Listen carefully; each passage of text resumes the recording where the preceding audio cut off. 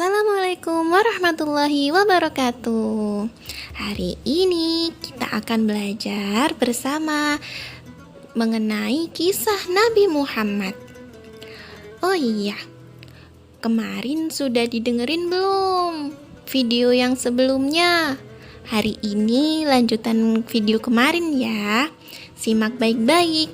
Kita akan membahas tentang kisah Nabi Muhammad ketika diajari berdagang oleh pamannya. Lalu ketika Nabi Muhammad sudah remaja hingga menikah, dan akhirnya nanti sampai di akhir kesimpulan tentang sifat-sifat Nabi Muhammad yang harus kita teladani. Oke, langsung saja kita simak video hari ini. Abu Thalib bukanlah orang yang kaya. Hidupnya sangat sederhana. Abu Thalib bekerja keras menghidupi keluarganya. Melihat hal itu, Nabi Muhammad SAW membantu pamannya mengembala kambing demi meringankan beban pamannya. Ketika Nabi Muhammad berusia 12 tahun, pamannya mengajak beliau ke kota Syam, sekarang bernama Damaskus. Mereka ke sana bermaksud untuk berdagang. Ketika sampai di Bushroh, mereka bertemu seorang rahib atau pendeta yang bernama Buhairoh. Pendeta itu berkata kepada Abu Thalib sambil memegang tangan Nabi Muhammad, "Anak ini akan menjadi pemimpin semesta alam dan akan diutus Allah sebagai rahmat bagi seluruh alam."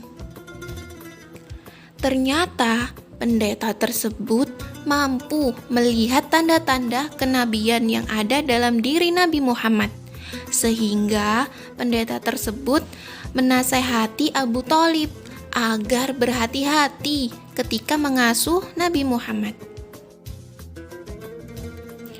Selama bersama paman Abu Thalib, Nabi Muhammad diajarkan cara berdagang. Beliau berdagang hingga keluar negeri Mekah dengan membawa keuntungan yang banyak sekali. Ketika berdagang, beliau selalu jujur, sehingga semua pembeli menyukai beliau dan akhirnya membeli dagangan beliau. Oh iya, kalian tahu tidak? Muhammad itu artinya seseorang yang terpuji. Nama itu sangat sesuai seperti sifat Nabi Muhammad yang penuh dengan budi pekerti yang mulia.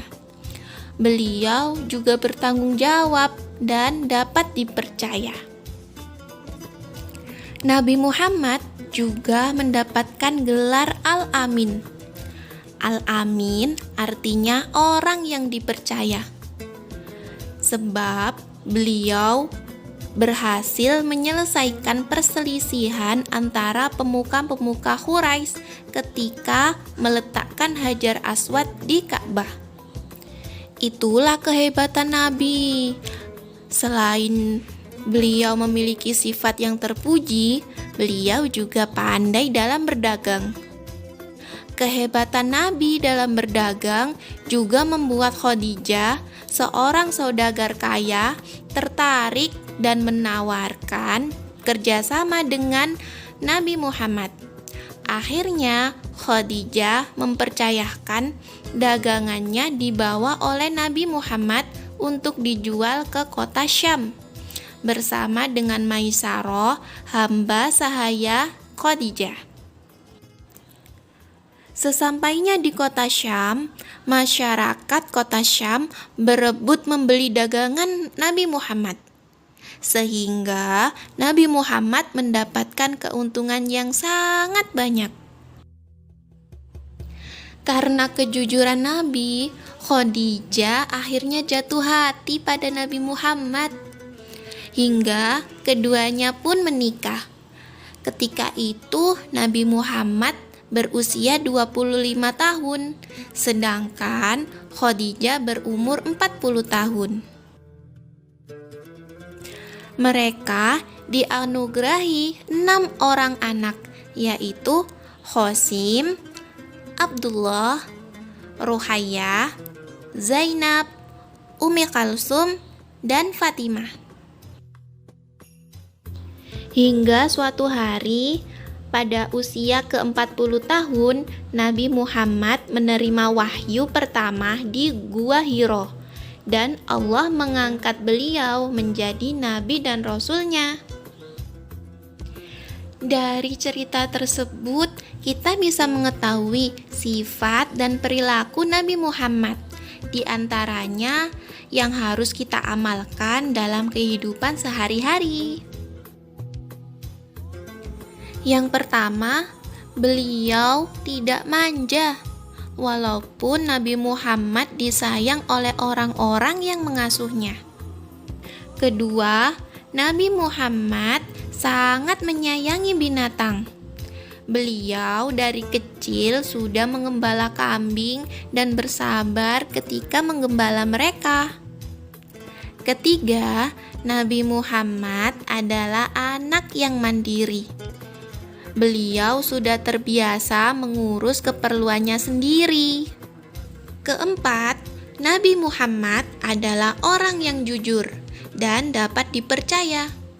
Beliau bahkan mendapatkan gelar Al-Amin, yang artinya orang yang dipercaya. Kelima, Nabi Muhammad mempunyai sifat yang terpuji, seperti pemaaf, penyabar, murah hati, suka menolong, dan adil. Sehingga semua orang, baik itu kawan maupun lawannya, sangat hormat kepada Nabi Muhammad. Terakhir, Nabi Muhammad menerima wahyu yang pertama adalah perintah Iqra atau bacalah. Itu artinya kita sebagai umat Nabi Muhammad harus suka membaca, karena membaca adalah kunci membuka ilmu pengetahuan. Wah, sangat hebat ya Nabi Muhammad. Kita harus menaati dan meniru sikap dan perilaku Nabi Muhammad. Oh iya, setelah mendengarkan cerita tersebut, ayo kita latihan. Kita kerjakan 5 soal berikut ini. Jangan lupa dikerjakan dengan jujur dan teliti.